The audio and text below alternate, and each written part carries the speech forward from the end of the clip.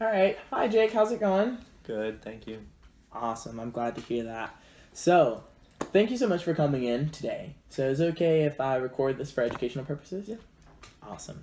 So, last time we met, I got to know you a bit more and we got to go over some of your diet. So, this time, we're really going to try and dive into your recent diagnosis of celiac disease and really figure out what it is, how does it affect your body, and some ways of managing it so that you can go about living your everyday life. And then coming up with some goals that we can come up or that we can do together and manage your disease overall. How does that sound? Good. Awesome. Glad to hear it. So, first off, can you tell me what you know about celiac disease or what you've heard about it? Well, I don't know really much about it, to be honest. I know it makes you feel crappy, and people with celiac disease can't eat bread or gluten. Okay, so you've heard a little bit about it. Well, celiac disease is a autoimmune disorder that really affects your small intestine whenever you eat gluten. So, whenever you consume gluten, there are four factors that really lead to the onset of the disease. So, you have a genetic susceptibility. So, that means that in your genes, there is some factor that is going to basically be triggered once you consume gluten. That's the second thing.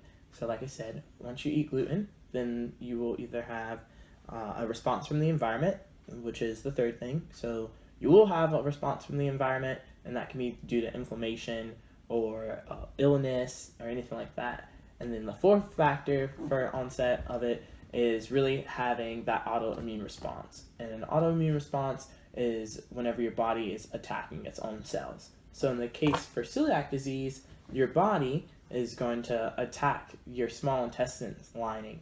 So on your small intestine, you have villi there. And so this is what normal villi look like. They're big finger-like projections that all line your small intestine. And they're very rigid and rough, and they have many cracks and crevices to really absorb those nutrients from your food.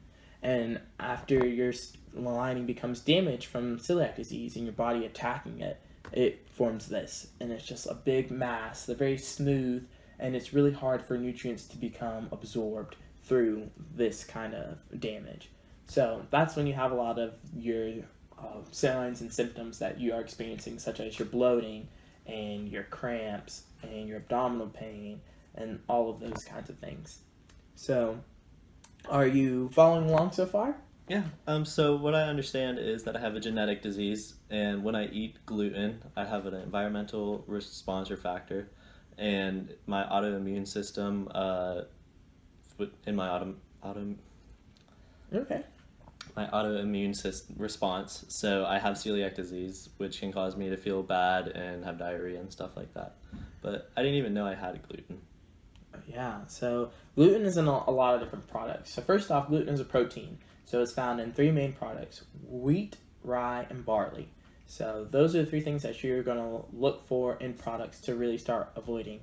And they're found in a lot of different things. They're in crackers, they're in breakfast foods, they can be found in cereal, and sauces, and cakes, and muffins, and pasta, all kinds of different things. So we can definitely work on trying to really target those.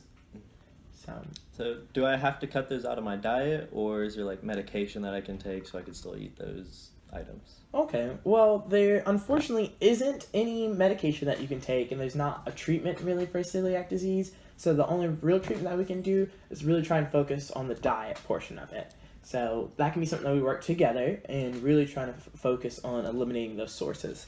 So here I have some resources for you just to really look over and to truly see some of the things that we have with gluten. So here's some food recommendations. So we have like corn is okay. We have flaxseed. We have buckwheat, millet, nuts, potatoes, quinoa, rice.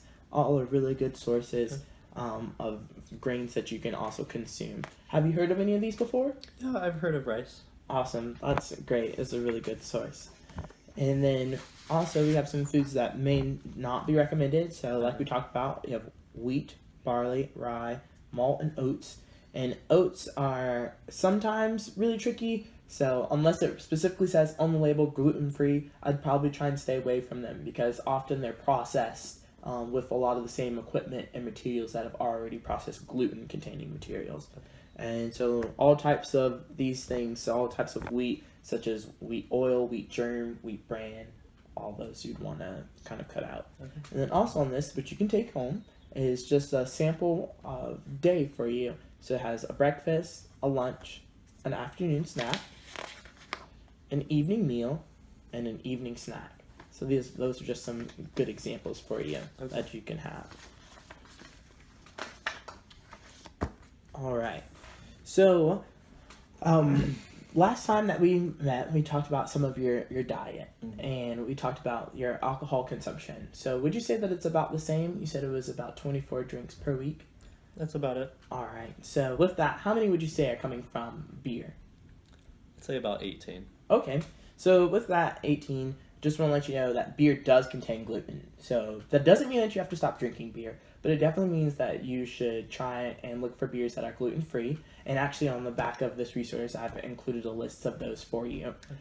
So, an important thing that I think you should think about at home is reading nutrition fact labels. So, it's a very big, important part of trying to have a gluten-free diet. So, you're looking for 3 things, mainly. What are they? Wheat, barley, and rye. Absolutely. So, products that contain them as well. Okay. So, the first one we're going to look at is veggie spaghetti.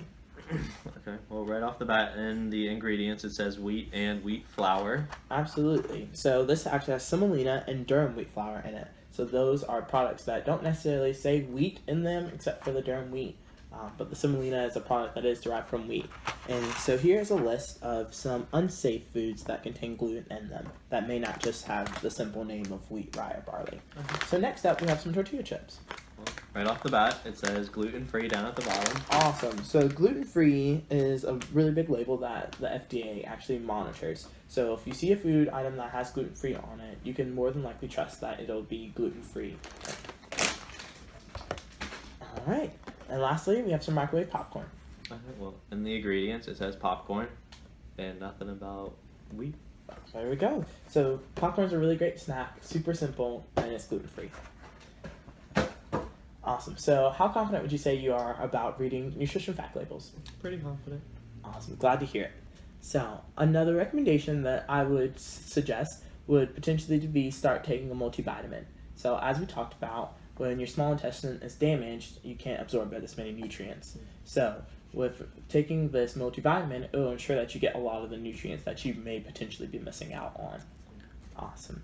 So also, one thing that you may want to consider is potentially purchasing separate equipment for your gluten-free items. So maybe making a gluten-free section in your home and keeping your food separate from the food of your roommates so that it doesn't have any areas of cross-contamination.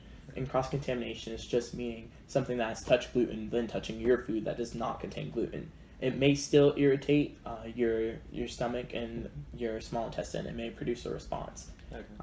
But we'll see with the severity of your disease as we continue on this journey of eliminating gluten. So, like I said, some equipment may be like toasters, pots and pans, any kind of utensils, strainers. I know that will definitely take some time since you're a college student, but I definitely think it can be a goal that you further incorporate depending on the severity of your disease, like we said. Okay. So great. We've talked about a lot today. So what goals do you think we could start to make that you feel most comfortable tackling? So I would like to start eating gluten-free. Eating a multivitamin would make sure I get all my nutrients would be a good one as well. Awesome. So on a scale of 1 to 10, how comfortable would you say you feel about starting to eat gluten-free? I would say about a 7. Okay. So what would it take for you to get to, say, an 8 or 9?